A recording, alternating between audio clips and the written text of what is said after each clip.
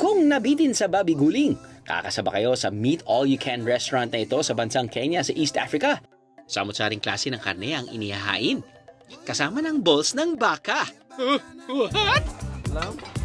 Chicken and crocodile. Nagkakagulo. Talagang hindi ko na maintindihan kung ano yung sinaserve nila. Oo ka lang ng oo. Kung tinatanong ka nila, kulang na lang. At gunpoint. Gusto mo ba? Yung pork ribs? Kahit ayaw mo na, oo ka. Parang ganun.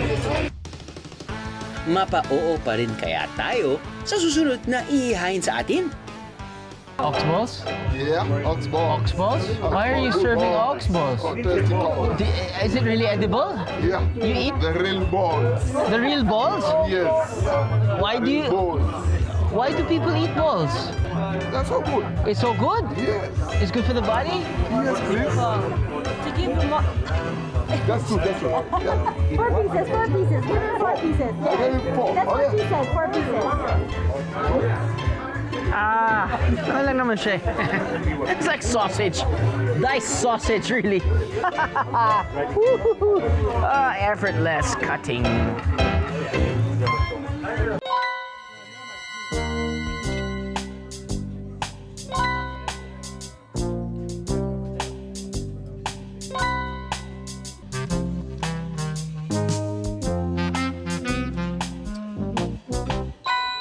Maniniwala ba kayo na matatagpuan yan sa bansang Kenya na nasa Africa? Yes, biheros, visa-free rin ang pagpunta sa Kenya. Kailangan lang ng ETA o Electronic Travel Authorization.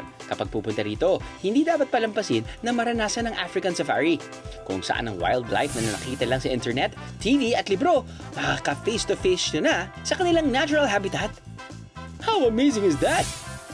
After 5 minutes sa ating first safari experience, nakakita na kami ng dalawang leon. Sakto sa pangalan ng ating area because this is what you call the Lion Hill. I actually just want to sing. Hey, Baba Richie, Baba.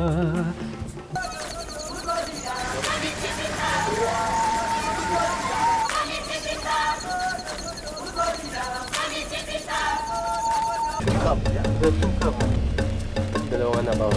Okay na, pwede na tayong lumipad papuntang Manila. Sulit na.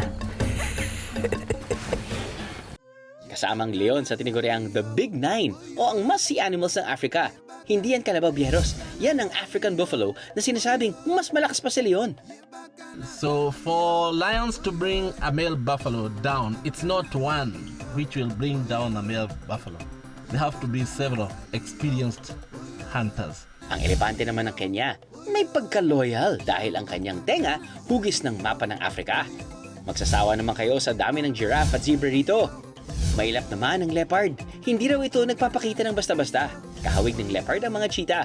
Mas payat at maliit lang ang pinakamabilis na hayop sa mundo. Ang mga cheetah na naabutan namin, ginawa pang lilim ang mga sasakyan. Iba naman ang diskarte ng mga hippo sa init na araw. Swimming lang kayo riyan, guys. Yung rhino lang ang hindi namin nadatnan sa Kenya. 8 animals out of the Big Nine, sobrang sulit ang biyahe. Yebaka nazaliyo, woyoy.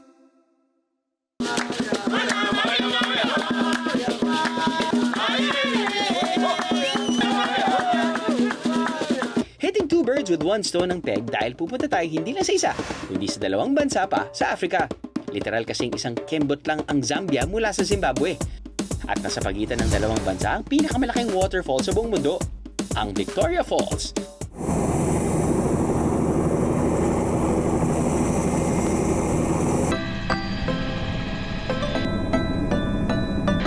It's not really a must na experience niya yung chopper ride because it's gonna be a little expensive. But if you have the budget, this is definitely the best scene or the best spot to see the beautiful Victoria Falls. Makikita kung paano nito pinaghihiwalay 2 bansa.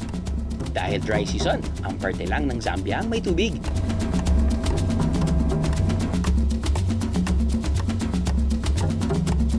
Hindi naman pwedeng hanggang tanaw lang tayo mula sa ere. Palalampasin ba natin ang pagkakataon puntahan mismo ang Victoria Falls?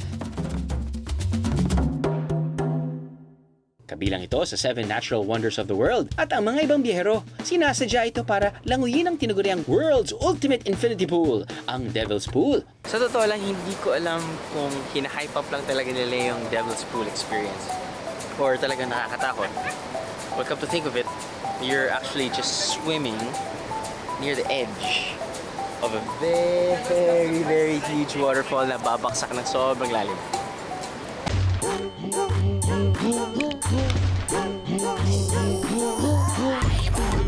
Ilang saglit pa.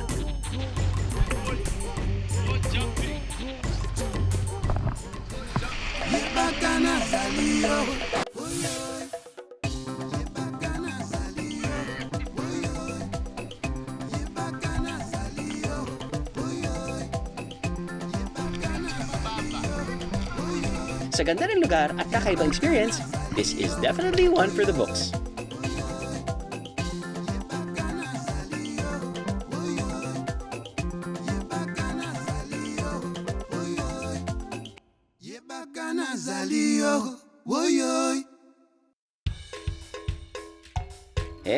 Kalma lang. Hindi pa tayo tapos. Dahil ang talon na yan, tatalunin natin. Literal!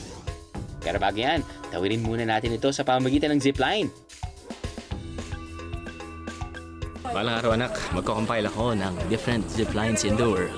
Different ziplines and different zip codes.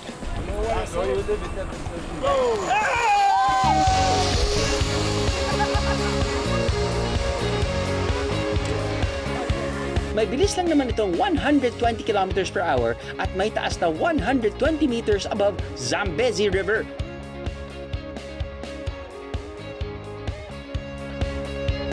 Sa medyo mas matapang, gorge swing naman ang para sa inyo. Kung sa zipline, may kable na babaybayin. Sa gorge swing, walang kakapitan habang dinuduyan ng malala sa ere. Literal na mafo-fall kayo sa taas na 70 meters at lalambitin ng 90 meters above Zambezi River. And for the finale, hingang malalim dahil ito na ang pinaka-extreme sa lahat. Para may iwan ng kaluluwa sa taas ng Victoria Bridge kapag sinubukan ng bungee jumping. Tatalunin nyo lang naman ang tulay at mahuhulog sa taas na 111 meters. Kaya niyo yun!